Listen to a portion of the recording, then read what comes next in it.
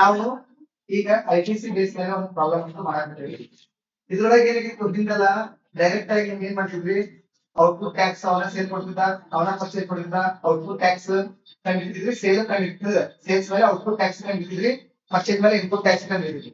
But ಈಗ recent ಆಗಿ ನಾವು ನೋಡಿದ್ರೆ ಎರಡು ಪ್ರಾಬ್ಲಮ್ ಏನ್ ಮಾಡಿದ ಅಂತಂದ್ರೆ ಅವ ಸೇಲ್ಸ್ ಗೆ ವ್ಯಾಲ್ಯೂನ ಕೊಟ್ಟಿಲ್ಲ. ಸೇಲ್ಸ್ ಗೆ ವ್ಯಾಲ್ಯೂ ಕೊಟ್ಟಿಲ್ಲ ಅಂದ್ರೆ ಪರ್ಚೇಸ್ ವ್ಯಾಲ್ಯೂ ಎಷ್ಟ ಕೊಡೋಣ, ಸೇಲ್ಸ್ ಗೆ ವ್ಯಾಲ್ಯೂಸ್ ಕೊಟ್ಟಿಲ್ಲ ಅಂದಾಗ ಸೇಲ್ ವ್ಯಾಲ್ಯೂನ ನೀವು ಪಾಯಿಂಟ್ ಔಟ್ ಮಾಡೋದು. ಹೆಂಗ್ ಕಂಡಿಡ್ತೇವೆ ಅಂತಂದ್ರೆ ಥ್ರೂ ದ ಹೆಂಗ್ ನಾವು ವ್ಯಾಲ್ಯೂ ಟ್ರಾನ್ಸಾಕ್ಷನ್ ಹೆಂಗ್ ಕಂಡಿಡ್ತೀವಿ ಅದ್ರ ಬೇಸ್ ಮೇಲೆ ನಾವ್ ಏನ್ ಮಾಡೋದಾಗೈತಿ, ಟ್ರಾನ್ಸಾಕ್ಷನ್ ವ್ಯಾಲ್ಯೂನ ಕಂಡಿಡಿದು ಅದಕ್ಕೆ ಪ್ರಾಫಿಟ್ ಮಾರ್ಜಿನ್ ಆಡ್ ಮಾಡಿದ್ಮೇಲೆ ಬಂದಂತ ವ್ಯಾಲ್ಯೂ ಏನಾಗೈತಿ, ಸೇಲೆಬಲ್ ವ್ಯಾಲ್ಯೂ ಆಗ್ತೈತಿ, ಅಂದ್ರೆ ಸೇಲ್ಸ್ ವ್ಯಾಲ್ಯೂ ಆಗ್ತೈತಿ. ಆ ಸೇಲ್ಸ್ ವ್ಯಾಲ್ಯೂ ಇಟ್ಕೊಂಡು ಲೆಕ್ಕನ ಇಲ್ಲಿ ಸಾಲ್ವ್ ಮಾಡ್ತಾ ಹೋಗೋದು. ಮೇನ್ ಆಗಿ GST ಪೇಬಲ್ ಫಾರ್ಮುಲಾ ಏನು, GST ಪೇಬಲ್ ಫಾರ್ಮುಲಾ ಏನು, GST payable is equal to, ಹೌದಲ್ಲ, GST payable is equal to formula ಏನು, output tax minus input tax, ಹೌದಲ್ಲಪ್ಪಿ, ಇನ್ಪುಟ್ ಟ್ಯಾಕ್ಸ್. ಈಗ ಇನ್ಪುಟ್ ಟ್ಯಾಕ್ಸ್ ಅಂತಂದ್ರೆ ITC ಅಂತ ಕರಿತೀವಿ. ಅಂದ್ರೆ ನಾವೇನು ಪರ್ಚೇಸ್ ಮಾಡುವಾಗ ಪೇ ಮಾಡಿರ್ತೀವಿ ಆ ಟ್ಯಾಕ್ಸ್ ಅನ್ನು ವಾಪಸ್ ನಾವು ತಗೊಳೋದಕ್ಕೆ ನಾವು ITC ಅಂತ ಕರಿತೀವಿ. ಹಂಗ ಇರೋದ್ರಿಂದ ಈಗ ನಾವೇನ್ ಮಾಡ್ಬೇಕು ಅಂದ್ರೆ ಈ ಪ್ರಾಬ್ಲಮ್ನಾಗ ಔಟ್ಪುಟ್ ಟ್ಯಾಕ್ಸ್ ಕಂಡಿಡ್ಬೇಕು, ಇನ್ಪುಟ್ ಟ್ಯಾಕ್ಸ್ ಕಂಡಿಡ್ಬೇಕು.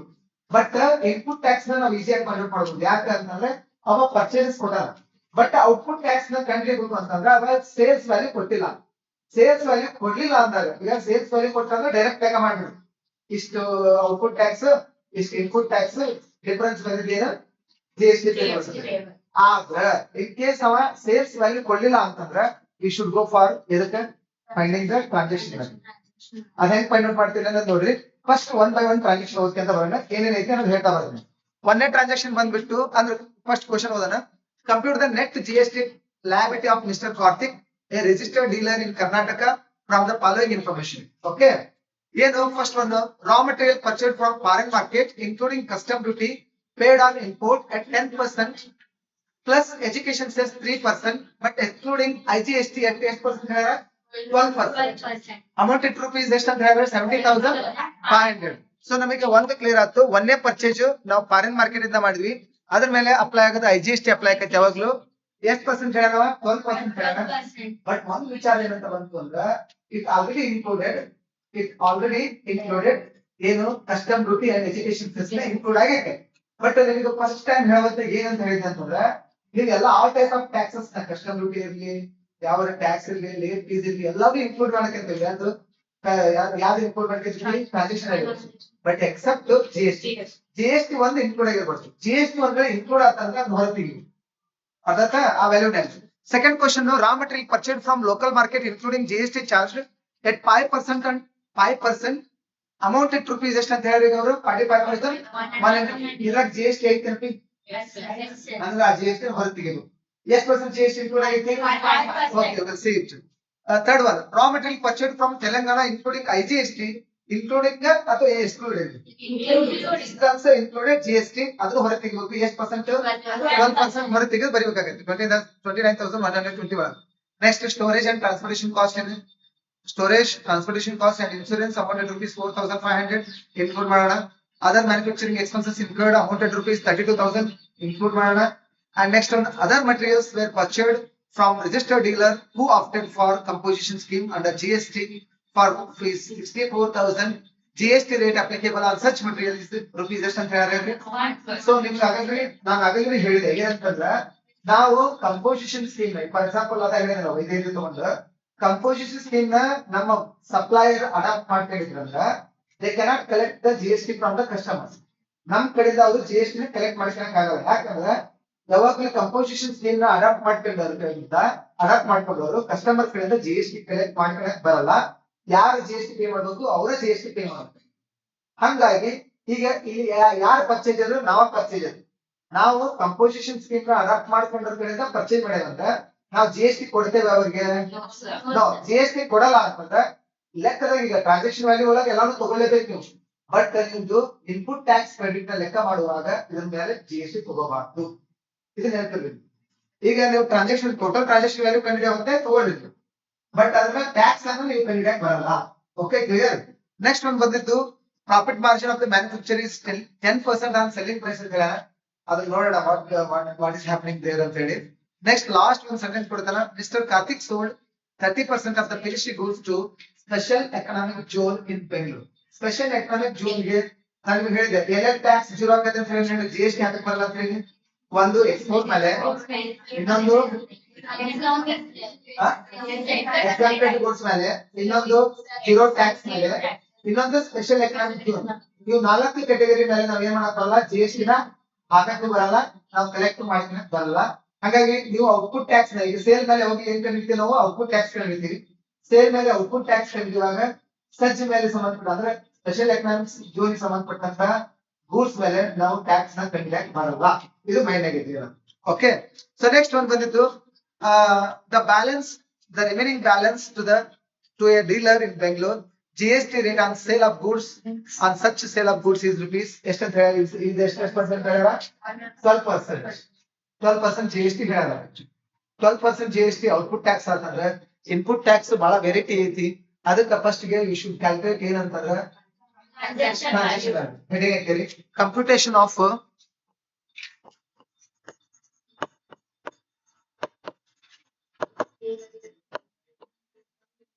ಏನು,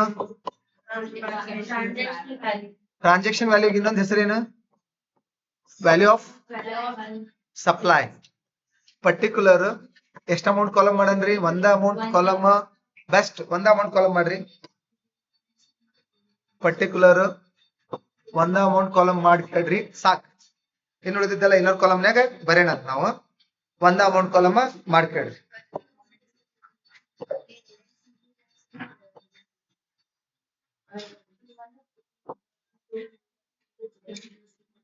ಸರಿನಾ, ಮಾಡ್ಕೊಂಡ್ರಿ ಎಲ್ಲಾರು? Is it clear to everyone? ಸರಿ, ಸ್ಟಾರ್ಟ್ ಮಾಡೋಣ. ಈಗ ಒನ್ ಬೈ ಒನ್ ಪರ್ಚೇಸಸ್ ಮತ್ತೆ ಅದರ ಎಕ್ಸ್ಪೆನ್ಸಸ್ ಏನೇನಿರ್ತಾವ, ಪರ್ಚೇಸಸ್ ಮತ್ತೆ ಎಕ್ಸ್ಪೆನ್ಸಸ್ ಎಲ್ಲ ಏನೇನಿರ್ತಾವ ಅವನ್ನೆಲ್ಲ ತಗೊಂಡ್ ಹೋಗ್ಬೇಕು. ಒಂದೇದು ರಾ ಮಟೀರಿಯಲ್ ಪರ್ಚೇಡ್ ಫ್ರಮ್ ಎಲ್ಲಿಂದ ಅಂತ ಹೇಳ್ರಿ, foreign market. Cost of raw material, cost of raw material, raw material from ಎಲ್ಲಿಂದ, ಫಾರಿನ್ ಮಾರ್ಕೆಟ್. ಹೌದಾ, it already included custom duty include ಆಗೈತೆ ಅಂತ ಹೇಳ್ಯಾರ. ಅಂಡ್ ಎಷ್ಟು ಪರ್ಸೆಂಟ್, 10%, ಎಜುಕೇಶನ್ ಸೆಸ್ 3% ಆಡ್ ಆಗೈತೆ ಅಂತ ಹೇಳ್ಯಾರ. ಬಟ್ ಅದ್ರೊಳಗೆ GST ಐತೆ ಇಲ್ಲ, ಎಕ್ಸ್ಕ್ಲೂಸಿವ್ ಆಫ್ ಏನಂತ ಹೇಳ್ಯಾರ, GST ಅಂತ ಹೇಳ್ಯಾರ. ಹಂಗಾಗಿ ನಾವ್ ಏನ್ ಮಾಡೋಣ ಅಂತಂದ್ರೆ ಡೈರೆಕ್ಟ್ ಆಗಿ ಅಮೌಂಟ್ ಬರೇನು, 70,500. ಇದು ಒಂದೇದು ಮುಗೀತು, ಅರ್ಥತಾ? ಎರಡನೇದು ಹೋಗೋಣ. ರಾ material purchased from local market ಅಂತ ಹೇಳ್ಯಾರ. ಸೊ ಲೋಕಲ್ ಮಾರ್ಕೆಟ್ ಅದ್ರಾಗ ಇನ್ಕ್ಲೂಡೆಡ್ ಆಗೈತೆ ನೋಡ್ರಿ GST.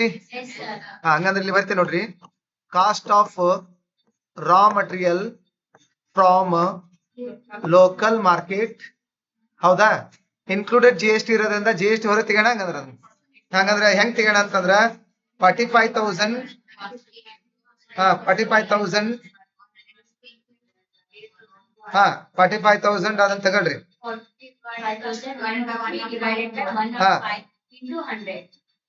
ಇಂಟು 100.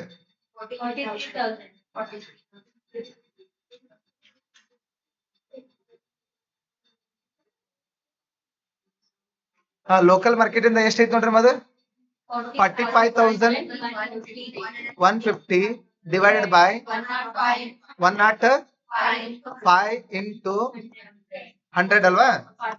ಸರಿ, ಇಂಟು 100 ಮಾಡಿದ್ವಿ ಅಂದ್ರೆ ನಾವು ಎಷ್ಟಾಕೈತಿ, ಎಕ್ಸಾಕ್ಟ್ಲಿ 43,000 ಆಕೈತೆ. ಸರಿ, ನೆಕ್ಸ್ಟ್ ಒಂದು ಕಾಸ್ಟ್ ಆಫ್ ಯಾವುದು, ಮಟೀರಿಯಲ್. ಇನ್ನೊಂದ್ ಐತಿ ನೋಡ್ರಿ, ಪರ್ಚೇಸ್ ಮಾಡಿದ್ ನಾವು ರಾ ಮಟೀರಿಯಲ್ ಫ್ರಾಮ್ ಎಲ್ಲಿಂದ, ತೆಲಂಗಾಣ. ಹೌದಾ, ಅದ್ರೊಳಗೆ ಇನ್ಕ್ಲೂಡೆಡ್ GST ಐತೆ ನೋಡ್ರಿ. ಇದು ಇನ್ಕ್ಲೂಡಿಂಗ್ IGST ಐತಿ. ಎಷ್ಟು ಅಂತಂದ್ರ 29,000.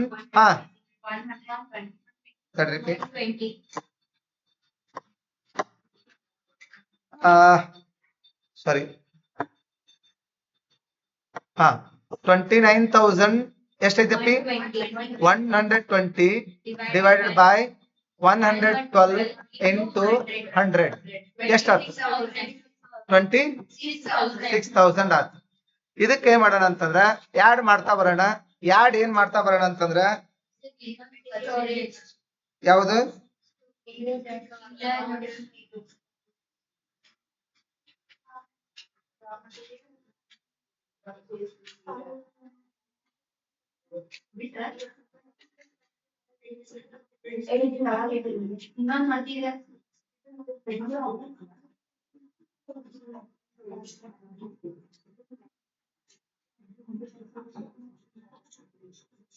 ಹಾ ಇನ್ನೊಂದ್ ಐತಲ್ಲ ಅದನ್ನ ಯಾಡ್ ಮಾಡೋಣ ಅಂತ. ಇನ್ನೊಂದ್ ಮೆಟೀರಿಯಲ್ ಐತಲ್ಲ ಅದನ್ನ ಯಾಡ್ ಮಾಡೋಣ. ಇಲ್ಲಿ ಎಷ್ಟೇ ಅಡ್ಜಸ್ಟ್ಮೆಂಟ್ ಹೇಳ್ರಿ ಅದು? 6th ಅಡ್ಜಸ್ಟ್ಮೆಂಟ್ ಏನು? Other materials were purchased from ಎಲ್ಲಿಂದ ಅಂತ? Registered dealer who update for composition scheme ಅಂತ ಹೇಳಿರೋದಲ್ಲಪ್ಪಿ. Next one other materials.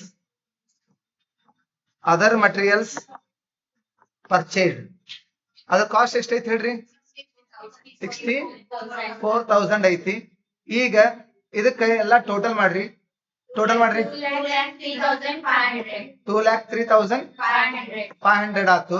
ಇದಕ್ಕೆ ಆಡ್ ಮಾಡೋಣ. ಆಡ್ ಏನಂತ ಮಾಡ್ತೀರಿ? ಏನು ಅವು ಇನ್ಕ್ಲೂಡೇಬಲ್ ಐಟಮ್ಸ್ ಅಂತ ಹೇಳಿ. ಇನ್ಕ್ಲೂಡೇಬಲ್ ಐಟಮ್ಸ್ ಹೌದಾ? ಇನ್ಕ್ಲೂಡೆಡ್ ಐಟಮ್ಸ್ ಅಂತಂದ್ರೆ ಒಂದೇದು ಯಾವ್ದೈತಿ ನೋಡ್ರಿ ಅದು? 3ನೇ ಅಡ್ಜಸ್ಟ್ಮೆಂಟ್ 4ನೇ ಅಡ್ಜಸ್ಟ್ಮೆಂಟ್? 4ನೇ ಅಡ್ಜಸ್ಟ್ಮೆಂಟ್. ಸ್ಟೋರೇಜ್ ಕಾಮ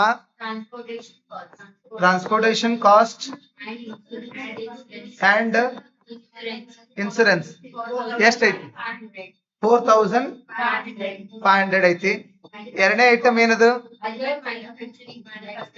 ಅದರ್ ಮ್ಯಾನುಫ್ಯಾಕ್ಚರಿಂಗ್ ಎಕ್ಸ್ಪೆನ್ಸಸ್ ಎಷ್ಟೈತಪ್ಪ ಇದು ಅಮೌಂಟ್? 32,000. ಅದಾದ್ಮೇಲೆ ಟೋಟಲ್ ಮಾಡ್ರಿ. 2 lakh ಎಷ್ಟಾದಂಗ ಆತು? 40,000 ಆತು. ಇದಕ್ಕೆ ಆಡ್ ಪ್ರಾಫಿಟ್ ಮಾರ್ಜಿನ್ ಯಾಡ್ ಮಾಡೋಣ. ಪ್ರಾಫಿಟ್ ಮಾರ್ಜಿನ್ ಎಷ್ಟು ಅಂತಂದ್ರ 10% ಹೋಗಲ್ಲಪ್ಪ ಈಗ. ಹೆಂಗ ಅಂತಂದ್ರ 2,40,000 divided by very important divided by it's equivalent to. ಈಗ ನಾನು ಹೇಳಾಕ್ತಿದ್ದೆ ಏನಂತಂದ್ರ ಅವ ಒಂದ್ ವರ್ಡ್ ಹೇಳಿದಲ್ಲ ಏನಂತಂದ್ರ 10% ಆನ್ ಸೆಲ್ಲಿಂಗ್ ಪ್ರೈಸ್ ಅಂತ ಹೇಳ್ತಾನವ. ಇದ್ರ ಅರ್ಥ ಏನಂತಂದ್ರ ನಮ್ದು ಕಾಸ್ಟ್ 90 ರೂಪಾಯಿ ಆದ್ರ 10 ರೂಪಾಯಿ ಪ್ರಾಫಿಟ್, ಅದಾದ್ಮೇಲೆ ಸೇಲ್ಸ್ 100 ರೂಪಾಯಿ ಅಂತ. ಸೆಲ್ಲಿಂಗ್ ಪ್ರೈಸ್ ಎಷ್ಟಂತ? 100 ಅಂತ. ಹಂಗಂದ್ರೆ ಈಗ ನಮ್ ಕಡೆ ಇರೋಂತ ಏನಿದೆ ಅಮೌಂಟ್ ಬಂದತ್ತಲ್ಲ ದಿಸ್ ಇಸ್ ಈಕ್ವಲ್ ಟು 90. ನಾ ಹೇಳೋದ್ ಅರ್ಥ ಮಾಡ್ತೀರಿ. ನಾವ್ ಯಾವಾಗ ಮಾಡ್ತಿದ್ವಿ ಅಂದ್ರೆ ಈ ತರ ಬಿಕಾಮ್ 6 ಇದ್ದಾಗ ಕಾಸ್ಟ್ ಅಕೌಂಟಿಂಗ್ ಕಾಸ್ಟಿಂಗ್ ಬಿಡಿಸೋಕ್ ಮಾಡ್ತಿದ್ವಿ ನಾವು. ಆನ್ ಕಾಸ್ಟ್ ಅಂತ ಹೇಳಿದ್ರೆ ಡೈರೆಕ್ಟ್ ಮಾಡ್ತಿದ್ವಿ. ಆನ್ ಸೆಲ್ಲಿಂಗ್ ಪ್ರೈಸ್ ಅಂತ ಹೇಳಿದ್ರೆ ಇಂಡೈರೆಕ್ಟ್ ಮಾಡ್ತಿದ್ವಿ. ನೆನಪೈತಾ? ಹೆಂಗ ಒಂದ್ ಇಮ್ಯಾಜಿನೇಷನ್ ತಗೊಂತಿದ್ವಿ. ಹೆಂಗ ಹಂಗಂದ್ರ ಸೆಲ್ಲಿಂಗ್ ಪ್ರೈಸ್ ಅಥವಾ ಟ್ರಾನ್ಸಾಕ್ಷನ್ ವ್ಯಾಲ್ಯೂ 100% ಇರಬೇಕು ಅಂತಂದ್ರ ಅದ್ರ ಮೇಲೆ 10% ಪ್ರಾಫಿಟ್ ಇರ್ಬೇಕಂದ್ರ ನಮ್ ಕಡೆ ಇರೋಂತ cost it is equal to ಎಷ್ಟಕ್ಕಂತ? 90. ಹಂಗ 90 ಇಂಟು 10% ಹೊಡ್ರಿ ಎಷ್ಟಾಗ್ತ? ಹಾ 26,667. ಹಾ ಟೋಟಲ್ 2,66,667.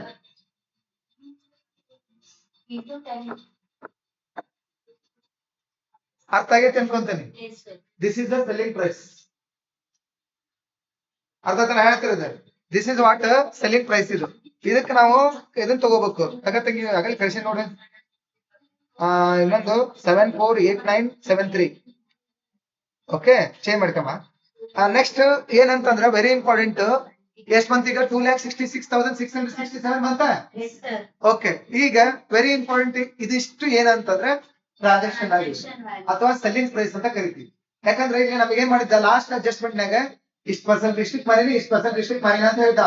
ಅಂದ್ರೆ 30% ಸ್ಪೆಷಲ್ ಎಕನಾಮಿಕ್ ಜೋನ್ ಇನ್ ಬೆಂಗಳೂರು ಮಾರೇನಿ, ಇನ್ನು ಉಳಿದಿದ್ದನ್ನ 70% ಬೇರೆ ಮಾರೇನಿ ಅಂತ ಹೇಳ್ದ. ಹಂಗಾಗಿ ನಮ್ಗೆ ಟ್ರಾನ್ಸಾಕ್ಷನ್ ವ್ಯಾಲ್ಯೂ ಇದ್ದಿದ್ದಿಲ್ಲ. ಎಷ್ಟು ಮಾರಾಟ ಅನ್ನೋದು ಇದ್ದಿದ್ದಿಲ್ಲ, ಎಷ್ಟು ವ್ಯಾಲ್ಯೂ ಐತೆ ಅನ್ನೋದು ಗೊತ್ತಿದ್ದಿಲ್ಲ. ನಮ್ಗೆ ಸೇಲ್ಸ್ ವ್ಯಾಲ್ಯೂ ನಮಗೆ ಗೊತ್ತಾಗ್ತದೆ. ಸೇಲ್ಸ್ ವ್ಯಾಲ್ಯೂ ಎಷ್ಟೈತೆ ಅಂದ್ರೆ ಎಷ್ಟೈತೆ? 2,66,667. ಇದ್ರ ಬೇಸ್ ಮೇಲೆ ಈಗ ನಾವು ಟ್ಯಾಕ್ಸ್ ಕಂಡಿಡ್ತಾ ಹೋಗೋಣ. ಹೇಗೆ calculations of next GST payable. Calculations of GST payable ಅಂತ ಹಾಕಿದೆ. Calculations of GST payable. Okay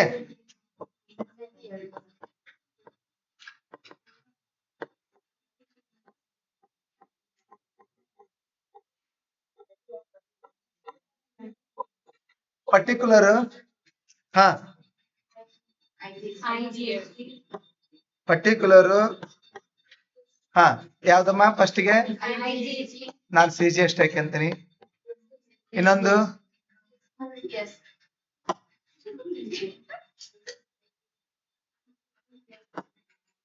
okay C G S T. ಮತ್ತ ಇನ್ನೊಂದು ಯಾವ್ದು S G S T.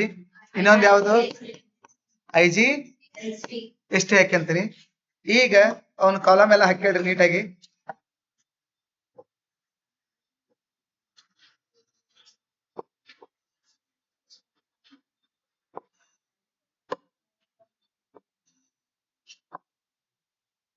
Okay so column ಎಲ್ಲ ನೀಟಾಗಿ ಕಾಣಾಕತ್ತೆ ಅನ್ಕೊಂತಾನೆ ಎಲ್ಲರೂ. ಸ್ಟಾರ್ಟ್ ಮಾಡೋಣ. ಸೊ ಇದ್ರಾಗ ಈಗ 1 by 1 ಸ್ಟಾರ್ಟ್ ಮಾಡ್ತಾ ಹೋಗೋಣ. ಏನು ಅಂತಂದ್ರ ಒಂದೇ ಎ ಗ್ರಾಸ್ ಹಾ ಔಟ್ಪುಟ್ ಟ್ಯಾಕ್ಸ್ ಅಂತ ಹೇಳಿ ನಾವು ಸೇಲ್ ಮಾಡಿದ್ರ ಮೇಲೆ ಬರೆಯೋಣ. ಸೇಲ್ ಮಾಡಿದ್ರ ಮೇಲೆ ಬರೆಯೋಣ. ಇದಕ್ಕ ಸೇಲ್ಸ್ ಗೆ ಒಂದೇ ಒಂದು ಅಡ್ಜಸ್ಟ್ಮೆಂಟ್ ಐತಿ, ಎಲ್ಲಾರು ತೆಗೆದು ನೋಡ್ರಿ. ಲಾಸ್ಟ್ ಅಡ್ಜಸ್ಟ್ಮೆಂಟ್ ಏನು? ಲಾಸ್ಟ್ ಅಡ್ಜಸ್ಟ್ಮೆಂಟ್ ಏನ್ ಹೇಳ್ತೈತೆ ಅಂತಂದ್ರ ಹಾ mister Karthik sold 30% of the finish goods to special economic zone in ಎಲ್ಲಿ ಅಂತ ಹೇಳ್ತಾರ ಬೆಂಗಳೂರು. ಹಂಗಂದ್ರೆ ಈಗ ನಾನು ಫಸ್ಟ್ ಗೆ ಮಾಡೋದು ಏನಂತಂದ್ರ ಎ ಏನಂತಂದ್ರೆ sold to special economic zone in ಎಲ್ಲೆ ಬೆಂಗಳೂರು. ಅರ್ಥಾತ ಬೆಂಗಳೂರು. ಸರಿ, ಎಷ್ಟು ಅಮೌಂಟ್? 30% ಹೋದಲ್ಲ. ಈಗ ನಮ್ದು ಟ್ರಾನ್ಸಾಕ್ಷನ್ ವ್ಯಾಲ್ಯೂ ಎಷ್ಟು ಬಂದಿತ್ತು ಅಂದ್ರೆ 2,66,667 ಇಂಟು ಇದು ಸ್ಪೆಷಲ್ ಎಕನಾಮಿಕ್ ಜೋನಿಗೆ ಮಾರಿದ ಎಷ್ಟು? 30%. ಬಟ್ ಇದ್ರ ಮೇಲೆ ಜಿ ಎಸ್ ಟಿ ಎಷ್ಟು ಐತಿ? 0%. ಅಂದ್ರೆ ಜಿ ಎಸ್ ಟಿ ಇದ್ರ ಮೇಲೆ ಹಾಕಕ್ಕ ಬರಲ್ಲ ನಾವು. ಹಂಗಾಗಿ ಇವ್ಯಾವು ಅದಕ್ಕ ಬರಲ್ಲ.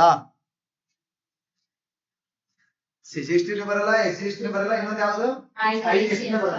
ಏನಾಗ್ತದೆ? Come to the B balance amount ಅಥವಾ balance of goods sold to ಎಲ್ಲೆ?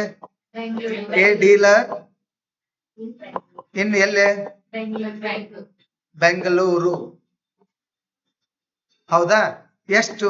2,66,667 ಇಂಟು 70% ಇಂಟು ವೆರಿ ಇಂಪಾರ್ಟೆಂಟ್ ಎಷ್ಟು ಪರ್ಸೆಂಟ್ ಜಿ ಎಸ್ ಟಿ? 12% ಹೊಡಿರಿ ಇಂಟು 1/2 ಹೊಡಿತೀನಿ ಹೊಡ್ರಿ. ಬಟ್ ಬಂದಂತ ಅಮೌಂಟ್ ಇಂಟು 1/2 ಹೊಡ್ರಿ. ಎಷ್ಟು ಬಂತು? 11,200. ಯಾವ ಕಾಲಮ್ ನ ಬರೀ? ಯಾಕಂದ್ರ ಬೆಂಗಳೂರು ಅವ ಕರ್ನಾಟಕದ ರಿಜಿಸ್ಟರ್ ಆಗಿರಂತಂದ್ರ ಬೆಂಗಳೂರಾಗ ಮಾರಿನಂತಂದ್ರ ಇದು ವಿತ್ ಇನ್ ದ ಸ್ಟೇಟ್ ಆಕೈತಿ. So with in the state ಇತ್ತು ಅಂತಂದ್ರೆ ಡೆಫಿನೆಟ್ಲಿ ಏನ್ ಆಕೈತಿ ಅಂತಂದ್ರ so with in the state ಏನ್ ಮಾಡ್ಬೇಕು ಅಂತಂದ್ರೆ 117646 1176 ಮತ್ತು 46 ಹಾ ಈಗ ಏನಾಕೈತಿ ಅಂತಂದ್ರ ಎಷ್ಟು ಬಂತು? 11,000 ಎಷ್ಟು ಬಂತು? 200. 11,000 ಎಷ್ಟು ಬಂತು? 200. ಐ ಜಿ ಎಸ್ ಟಿ ಬರಲ್ಲ ಇದಕ್ಕೆ. ಸರಿ, ಐ ಜಿ ಎಸ್ ಟಿ ಬರಲ್ಲ.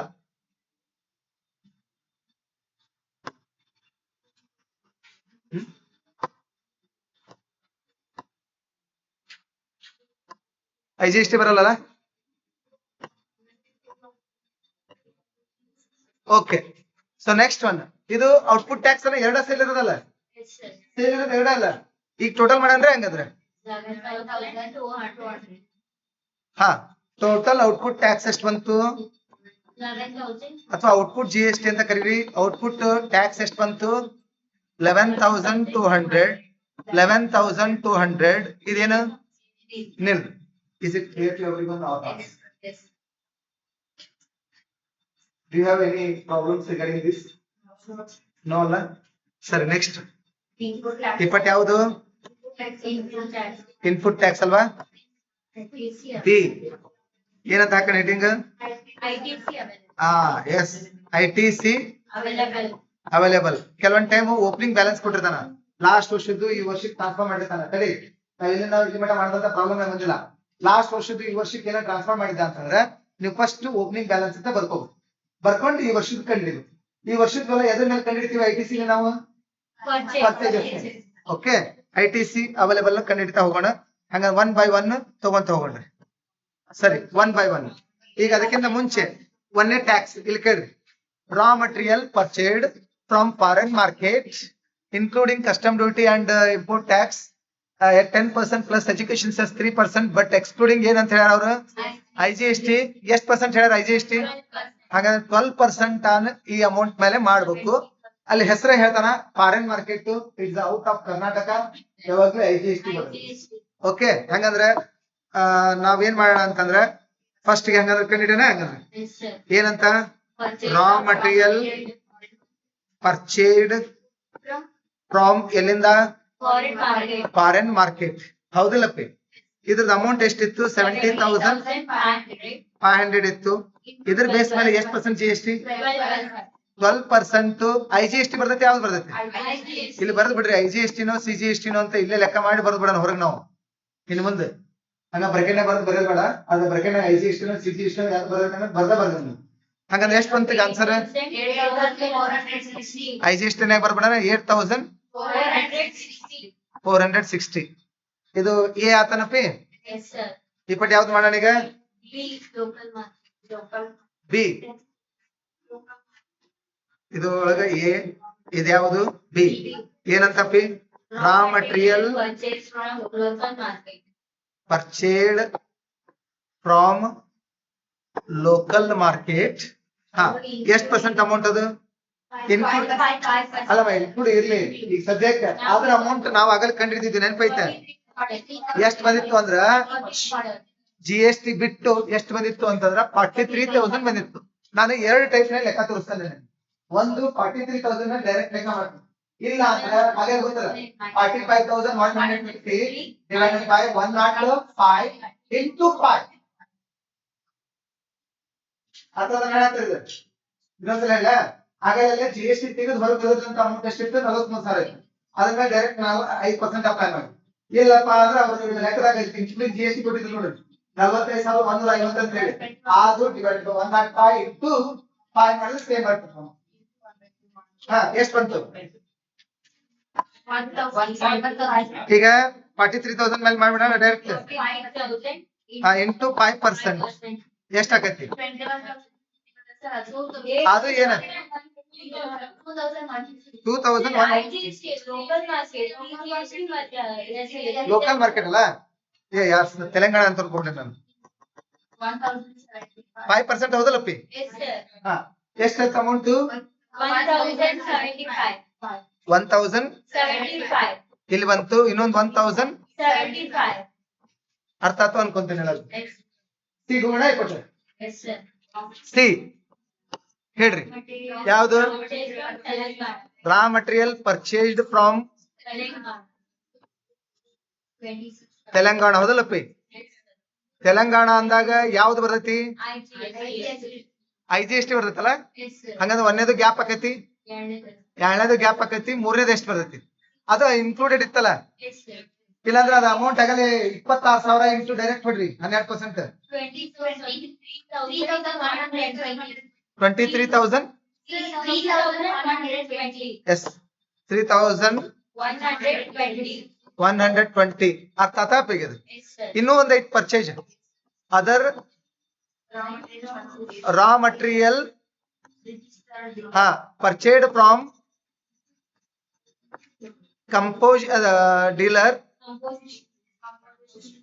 ಹೂ ಆಪ್ಟೆಡ್.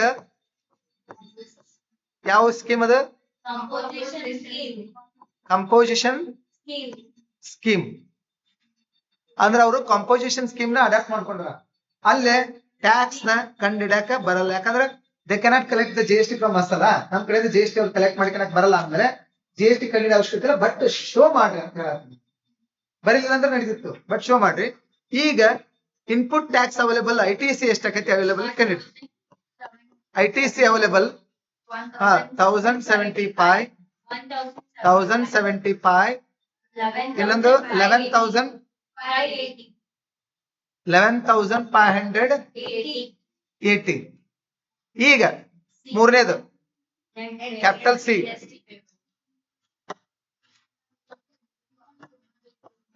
ಸಿ ಏನು ನೆಟ್ GST ಪೇಬಲ್ ಒಬ್ಬೊಬ್ರು ಏನ್ ಮಾಡ್ತಾರ ಒಬ್ಬೊಬ್ರು ಏನ್ ಮಾಡ್ತಾರ ಔಟ್ಪುಟ್ ಟ್ಯಾಕ್ಸ್ ನ ಸಪರೇಟ್ ಕಂಡು ಹಿಡಿತಾರ ಇನ್ಪುಟ್ ಟ್ಯಾಕ್ಸ್ ITC ನ ಸಪರೇಟ್ ಕಂಡು ಹಿಡಿದು ಆಮೇಲೆ GST ಪೇಬಲ್ ನ ಸಪರೇಟ್ ಕಂಡು ಹಿಡಿತಾರ ನಾವು ಡಿಗ್ರಿ ಒಳಗೆಲ್ಲ ಹಾಗೆ ಮಾಡ್ತೀವಿ ಬಟ್ ನೀವು ಒಂದ ಮಾಡ್ಕೊಂತ ಹೋದ್ರೆ ಬೆಸ್ಟ್ ಅದ್ರಾಗ ಫಸ್ಟ್ ಐಟಮ್ ಏನು ಗ್ರಾಸ್ ಔಟ್ಪುಟ್ ಟ್ಯಾಕ್ಸ್ ಎಷ್ಟಿತ್ತು ಹಾ ಕಡೆ ಇಲ್ಲಿ ಇತ್ತಲ್ಲ 11,200 ಇದು ನಿಲ್ಲಿತ್ತು ಹೌದಾ ಇಲ್ಲ ಹೌದಾ ಲೆಸ್ ಸೆಟ್ ಆಫ್ ITC ಹೌದಲ್ಲಪ್ಪಿ ಫಸ್ಟ್ ಗೆ ಇದ್ದಿದ್ ಬ್ಯಾಲೆನ್ಸ್ ಬರ್ಕಂತ ಹೋಗೋಣ ಇದ್ದಿದ್ ಬ್ಯಾಲೆನ್ಸ್ ಅಂದ್ರೆ ಇದು 1075 ಇತ್ತ ನೋಡ್ರಿ ಇದು 1075 ಇತ್ತ ನೋಡ್ರಿ ಹೌದಲ್ಲಪ್ಪಿ ಇಲ್ಲ ಐತಲ್ಲ ಇದು ಎಷ್ಟಿತ್ತು 11,580 ಇತ್ತು ಹಾ ಇದ್ರಾಗ ಇದನ್ನ ಕಳೆದ್ರೆ ಇನ್ನು ಇದು ಉಳಿತು 10,000 ಎಷ್ಟು ಉಳಿತು 125 ಒಂದ್ ನಿಮಿಷ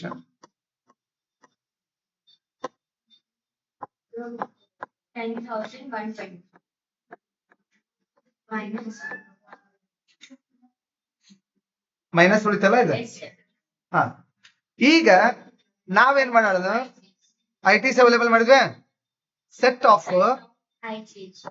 IGST